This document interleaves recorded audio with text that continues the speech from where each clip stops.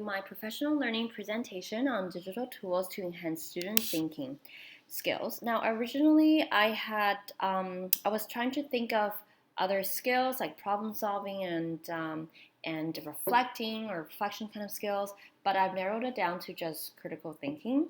And yeah, we'll just get started from that.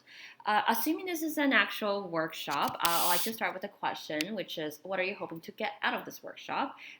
This is just to kind of just have a discussion or kind of think, pair, share with the audience. The next one here is my vision. The question or the inquiry question that I want to address in this presentation here is, how might we effectively use online tools to promote critical thinking in students?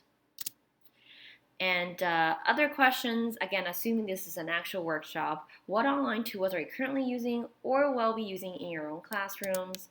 And if you are currently implementing technology, what online tools have worked for you? These are just some of the benefits that I came up with, and again, hoping that this is an actual collaborative environment. I have came up with a list, which are there are different ways of learning content, there are different ways of understanding. It promotes critical thinking, which is the main focus of this presentation. It promotes an engagement and very organic and friendly competitiveness among students, and it actually promotes reflection. And if you're not currently implementing your technology in classroom, why or why not? Again, if this is an actual workshop, I would love to have teachers, collaborators, think, pair, share. Some of the drawbacks I came up with are time, cost, lack of devices or accessibility, lack of technological support, and if we have discussion, then I would love to hear from others on anything else that are constraints. What is our purpose? The purpose of this workshop is to develop an understanding that certain online tools can actually reinforce student thinking. Now, I'm saying certain online tools, not all, and this is not to be confused with online platforms like e-learning. Online learning platforms are a little different. This presentation is really on the software. And what software are we using? We're actually going to try a Desmos activity, which is right over here. Now, if you actually click on this link, it gives us, or it goes to the Desmos homepage here. Oops, let me just zoom that in. Okay, so it's a Desmos homepage. The biggest thing you can do from Desmos, or one of the things you can do, is your graphing calculator. But for the sake of this presentation, we will be looking at activities. The activity here is actually, if you click on this link, you can actually go directly into this activities, and which we'll discuss in a bit. But for now, assuming we have an audience and assuming they have worked with these activities, what do you notice and wonder about this? So some of the questions that I assume that the audience might say will be, which curricular competency can this apply? What students or what grades can benefit from working this activity? What core competencies can students improve? And can teachers see student progress? Now, this competency right here is specifically focused on the thinking skills. And I will actually show you right over here. So this is the fraction challenge.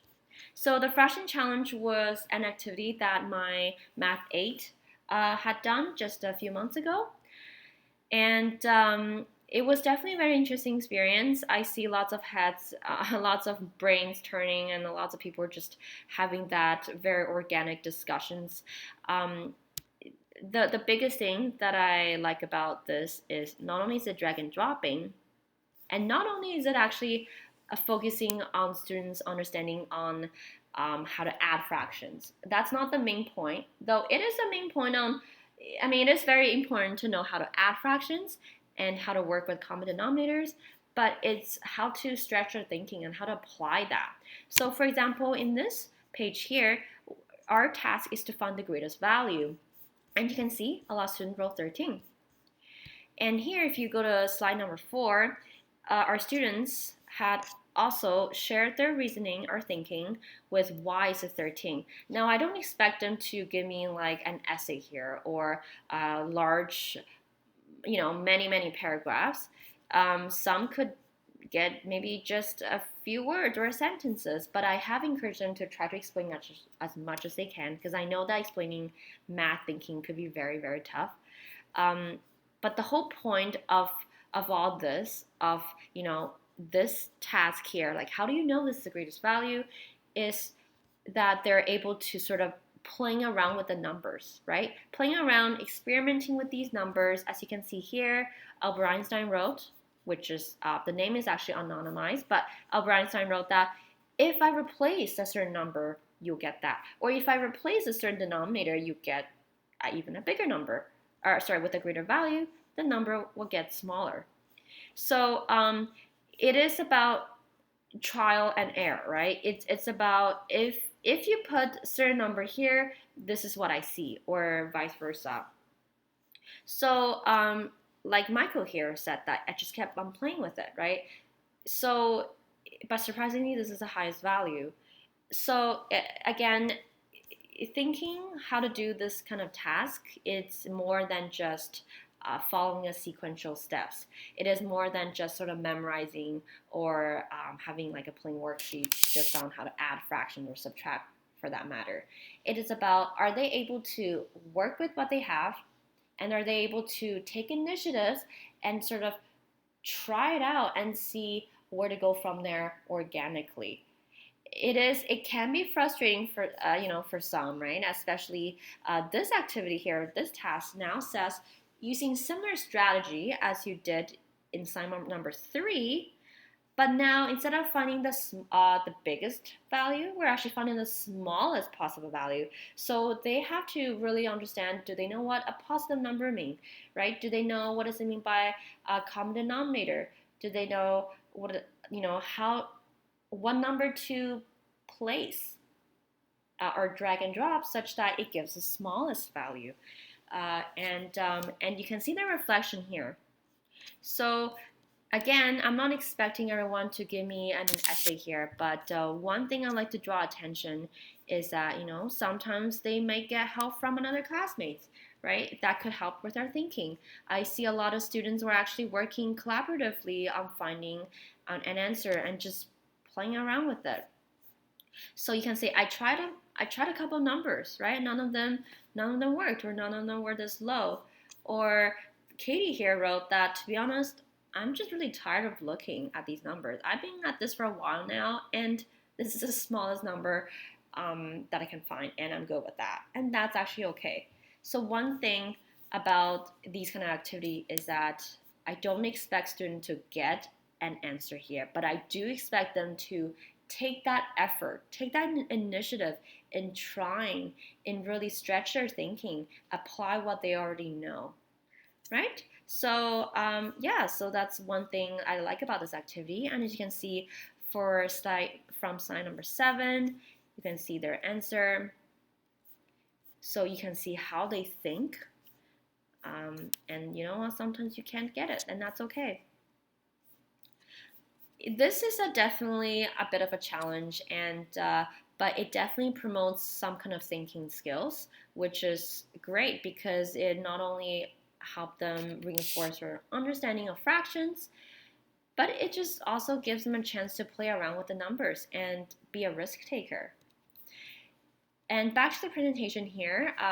So what are some things that or I guess what are some observations or takeaways that I have seen from this playing with Desmos, and how can it help with student thinking, is that students are actually more motivated to take initiative in trying certain challenges.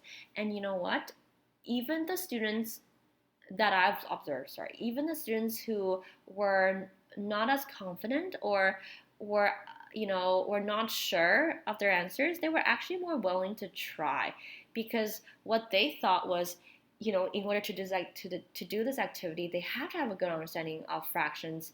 But you know what? Sometimes it's just trial and error, and they can organically, naturally learn from playing and learn from doing. I also learned that students are actually not afraid to experiment with numbers, and students can actually develop thinking by, finding patterns. If they're able to recognize patterns, great. And if they're able to apply and stretch or extend their thinking, that's even better. And overall, students become a better risk takers through working with what they're given.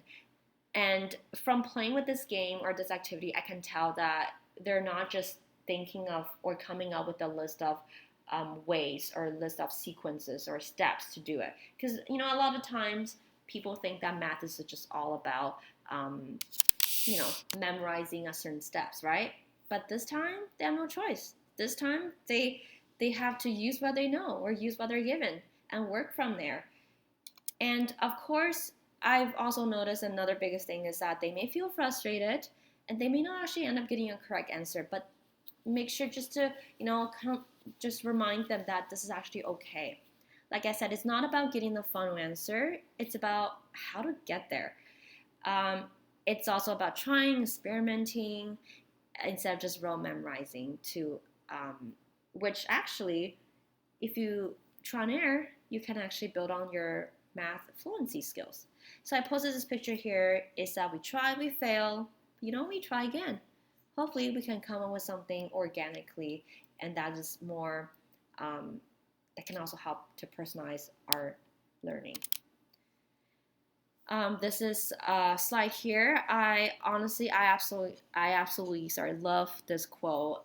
I'm just tired of looking. I can say for a fact that Katie here, again, the name is anonymized, were working on this question for a very long time. This is referring to the activity. And from my observation, I had seen there were several students around Katie, and a lot of them were thinking, how in the world did you come up with that number?